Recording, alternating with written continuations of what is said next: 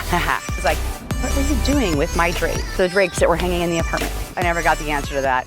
Hi, this is Kari from Sky Properties, and I'm being asked what I think is going to happen in the market. I think there's a lot of people out there trying to predict what's going to happen in the market, and I think that might be a road we might not quite want to go down yet. I suspect that everything in Los Angeles will be full, and if it's not, then the question is, were we really in a housing shortage? What's happening that we can actually accommodate that many people here in Los Angeles that don't have housing now? I've heard, things like people just picked up and decided to move to a different state. I've heard that they're going to Manhattan Beach. I've heard they're still filled in the hotels and can't make decisions because they haven't worked it out with their fire department. But this is what I would say to tenants out there that are looking for housing. Start looking. Don't wait. Get out there and look.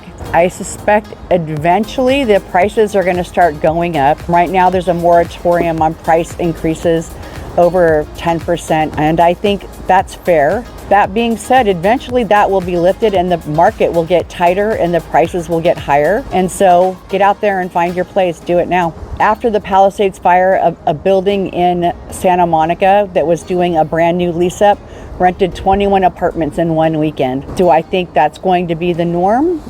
I think it's possible. So if the Paradise fire is any indication and our politicians think that everyone in California is created equal, I would say we could be in big trouble, because Paradise has something like 3,400 homes rebuilt after 5 years. So not a lot. The city hasn't come back. Community is trying to get itself back. That's sort of a retirement town where maybe people have the time to do that.